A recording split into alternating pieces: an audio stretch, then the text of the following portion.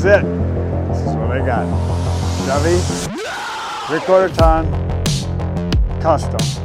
So you saw the truck. It's scary big. Bryce drove it back from the dealer, and I drove the old truck. I wanted him to get the experience of driving a bus. I didn't get my CDL in time for today. It's ungodly huge, isn't it? Yeah. Ride's nice, but I mean, it should for weighing about 20,000 pounds. Yeah.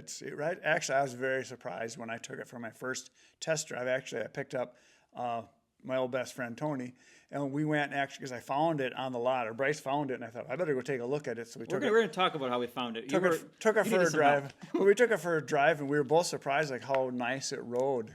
But it's big. Yeah. Well, and on that front, that's a great segue from what we were talking about last time of how do you go from a half-ton Tundra to a 3/4 ton 2500 Silverado? I chose needs over wants. Kind of. It's kind of both. Yeah, it was a little bit of both. It's gonna be much more suited to what I could have gotten by with a half ton for a lot longer, but I have some things coming down the road with it. The half ton wouldn't have been adequate for. So. Yeah.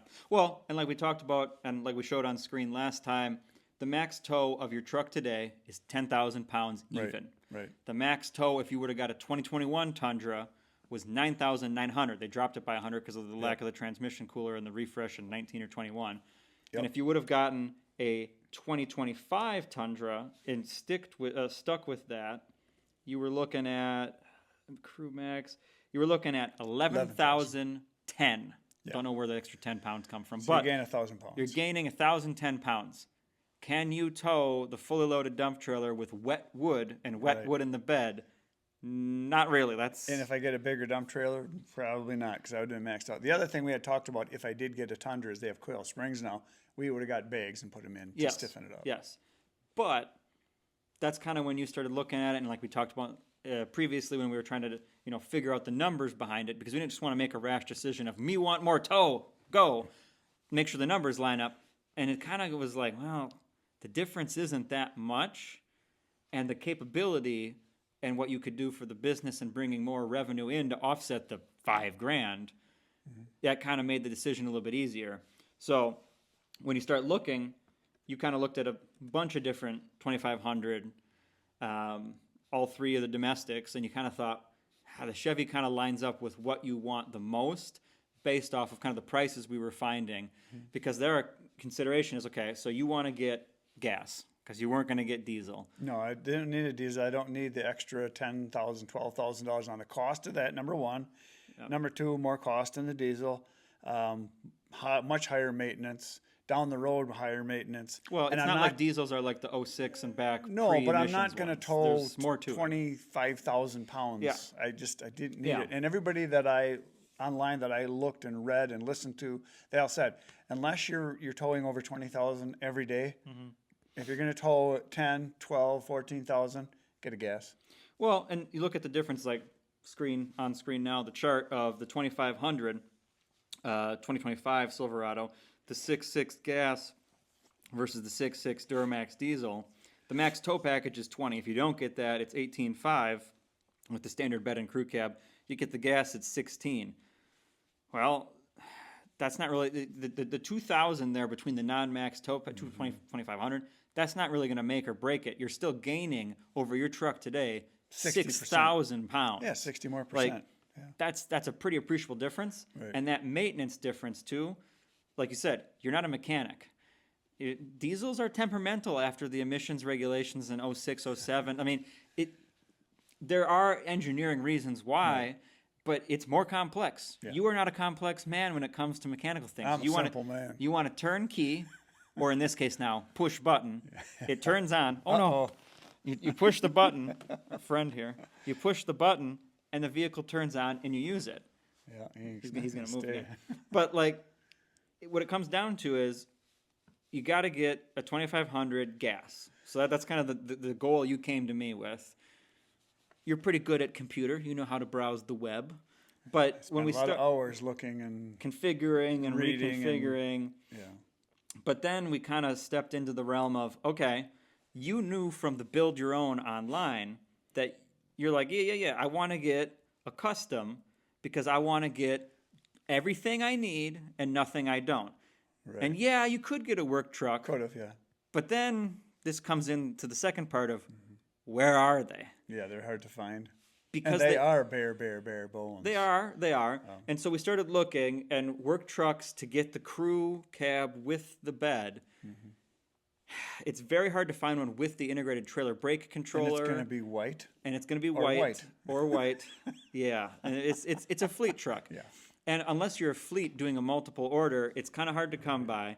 And yeah, you could order it or put a request in and wait for it. But also you might be able to get a better deal with one they have on the lot. And there's a lot of variables to it. So we kind of came to the conclusion, plus this came where some more of your wants came in. You're like, I don't know, I kind of like the look of the custom. It looks a little bit better.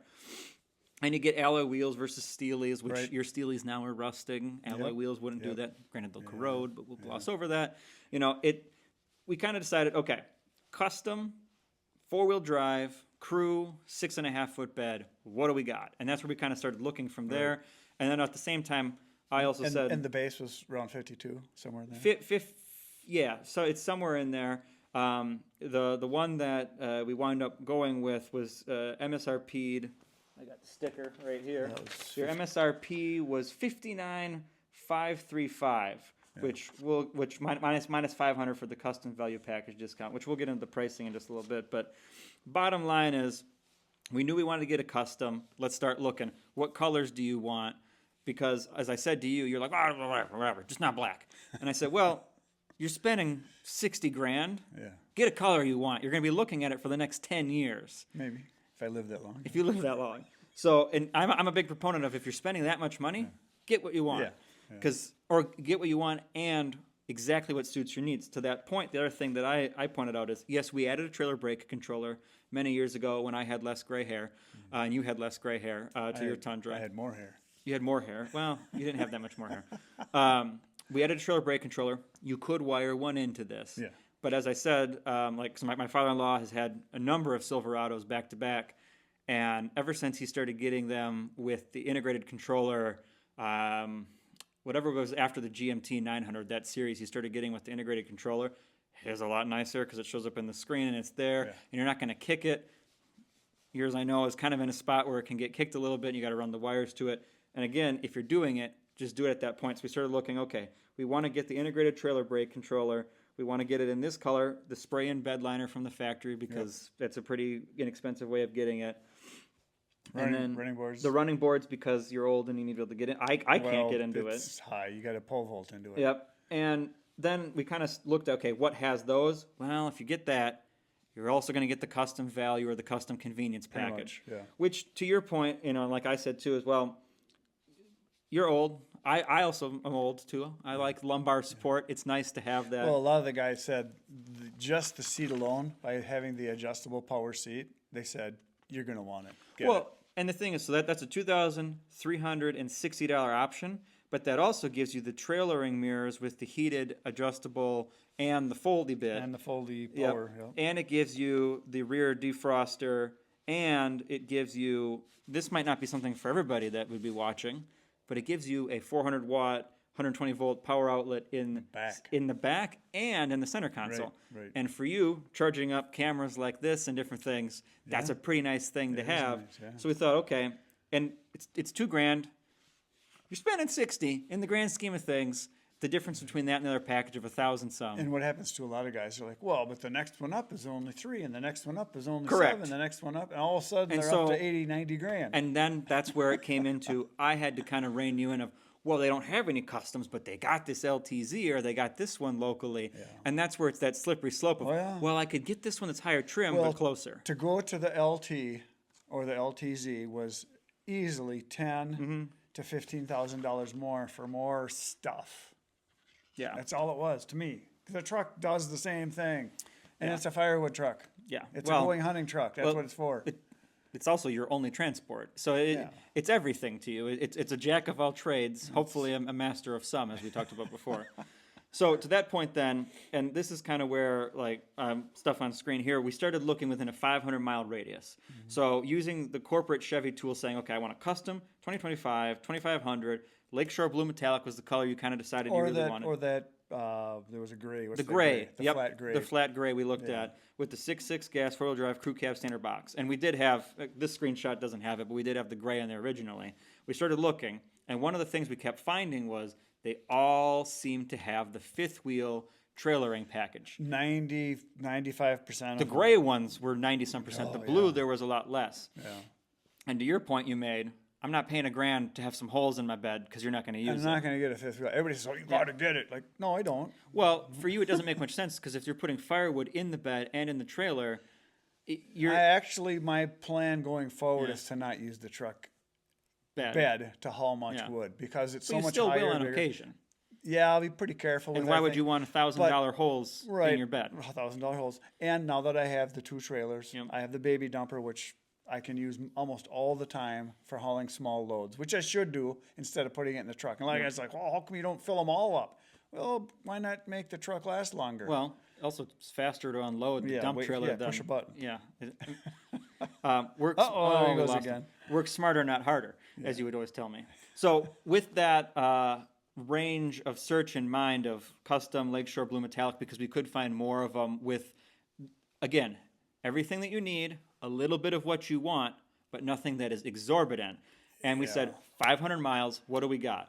We found some in Michigan. We found some in Illinois. Some in Minnesota. Indiana, Minnesota. We emailed on. What I always do whenever I'm looking for a vehicle, email out, say, hey, I'm from out of town. I will or will not have a trade. This is what I'm looking for. Just what's your number? None of the, oh, you got to come in. I mean, I've had people email me back when I've helped other people with it of, oh, you'll come in and look at it. I'm like, well, I live 600 miles away. I'm not coming in to look at it. And it's just, well, what's your number? I'd like to give you the business. I'd like to give you the chance at it. Right.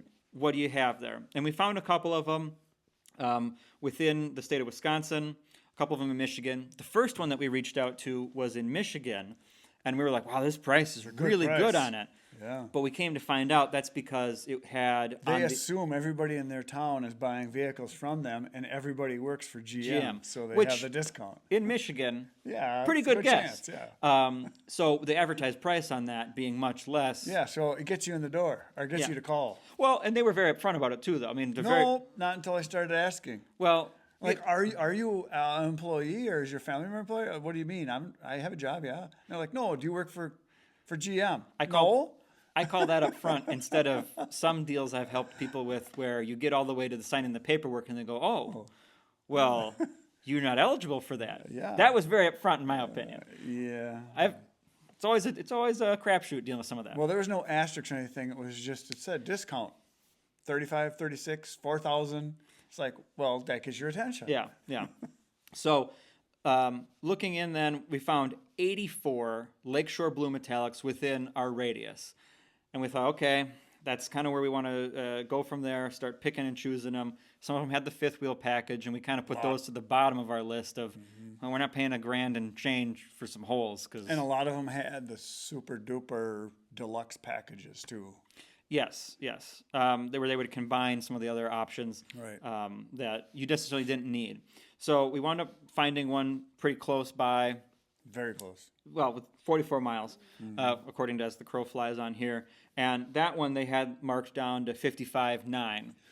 And when we were looking at that one, there was a couple things that stood out to me that I thought was kind of interesting at first. When I was looking at the listing pictures, when I sent it to you and we had reached out to him, I said, that's kind of weird. It doesn't have a front plate. State of Wisconsin has a front plate law. Yeah. Come to find out, this one actually was transferred from, the original delivery was Grand Rapids, Michigan, which was actually one of the dealers in the area that we had looked at originally. Right. It somehow made its way over here. And it had the spray and bed liner, everything you were looking for. And so we thought, okay, let's reach out, get some numbers on this one. But one of the things that did stand out to me was it didn't have the wheel well liners, which whenever we were building it online, I always included that. And most of the higher grades usually will have that. Yes.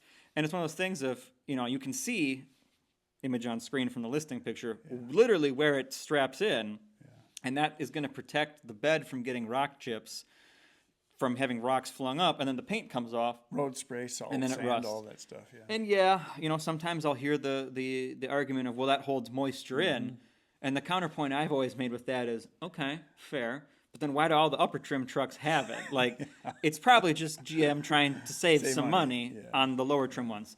So because of inventory and how things were going, there's a few things we reached out to, and it sold before we could even really get numbers. Yeah, one I called on, I said, oh, yeah, that just sold. Another one was sitting on a lot, says, yeah, it's here, I'll go look at it. And then she said, oh, yeah, somebody paid down on it, and they're just waiting for the rest of their financing to go through. And then there was another one that I called on, and she says, well, I don't see it out here, let me look. Well, she went and looked, and she says, oh, it's out for a test drive. And then she texted me back like an hour later, yep, they bought it.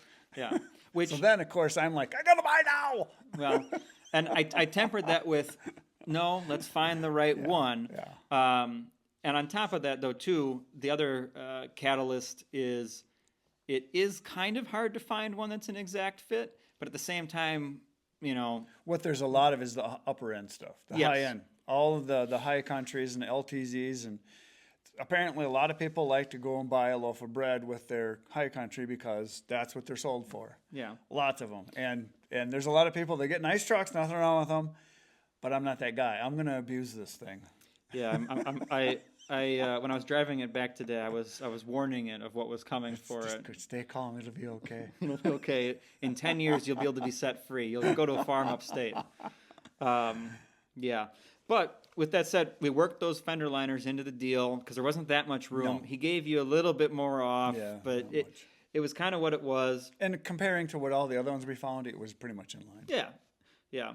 And, you know, so we went there, got the deal done with it, and picked it up. We got all your settings set, and you're pretty much good to go for towing now. The only thing we need to do is you need to get a new hitch because you got a bigger, girthier hitch now versus and I want the adjustable hitch. I also have to do the tonneau cover, and I also want to do seat covers up front. And then and the one other thing I want to get a decent, I'm going to measure and make sure I get a decent toolbox that I can put into the back that I can with the seats folded up. With the seats folded up. Probably on the passenger side, that's the shorter one. And that way it's just always going to be there and have it organized. I was going to say, because now my organization is throw it in the back seat, throw it in the back seat, throw it in the back seat. That'll still happen. I'm going to work hard not to do that. I'm going to work real hard to keep it organized because now that I'm doing a lot of road trips with my brothers hunting and going to logging shows and firewood shows, and I'm taking guys with me, which you got to clean all that up before anybody can. I got to clean it up all the time. So now I'm just going to have it organized. Yeah. I promise. Scout's honor. You never got your Eagle Scouts. I don't know if I can trust that. He's the Eagle Scout, not me. But you know, overall, I think it'll be a good truck. The only thing that worries me is the 10-speed issue. But like we talked about, you know, all of them kind of have issues. But fluids. Yep. It's like, you know, anybody else that if you're not changing your blood out, getting that new blood, if you need, what's the word, dialysis. If you're not getting the dialysis done, it's not going to go well. Right. That's the analogy I use for it. Changing your transmission fluid and your differentials, it's like dialysis. Yeah, I was watching a video the other night of a guy that was working for one of the shops. I don't know which one it was. And he says, we get people, it's probably once a month, they'll come in and be towed in because the engine's seized up. And they're like, you haven't changed your oil in 27,000 miles. Well, I didn't know I had to do that. Yeah. That's more oil change, everybody should know. Transmission fluid, though, you'll say, well, the manufacturer will say it's sealed for lifetime. And it's like, lifetime then means a much shorter lifetime than the lifetime I want to get out of it. Changing fluids is good. And regular maintenance, which I tried to do. But the one thing that I got to say about the Tundra that I had, it was the best truck I've ever had as far as very low maintenance, almost nothing to it. We did brakes twice. So right now it's on its third set. Tires, 5 or 6 times? Yeah, but that's going to be consumable in any truck. Struts and a battery. Is there anything else I did? Well, originally you did have the leaky valve cover gaskets, but that was covered under warranty within the first year, and that was a manufacturing. I think it was when they built the engine, the gasket must have gotten pinched or something. Yeah, they said it had a folded gasket in one corner or something. Yeah. It had a really, really slow leak, and they said, it could never be a problem, or it could be a big problem. But you're under warranty. And they say, we can fix it, so they did that. But other than that, though, it's been just phenomenal. Conveniently, they did that the week that you had to help me move, and we didn't have the truck. We had the rental Highlander for that. But the thing is, they got it done within warranty, and I mean, that's the only thing that you've done. Yeah. But that wasn't really something that like mechanically went wrong. Oh, it's been awesome. It's been absolutely awesome. I like I say, if they had a 3/4 ton Tundra, I would have one. Yeah. They're just excellent. The reason I swerved away from the V6 turbo is the turbo as part of it, but more capability. Yeah. More than anything, I'm able to tow so much more and haul so much more. And Apples to oranges. And you weren't basically, comparing apples I thought to it a was, newer Apple. Right, and I thought I was old enough to be a real grown-up man now and have a real truck, as a lot of guys would say. Yeah, but the irony there is it's harder to get in the older Yeah, it you are. is.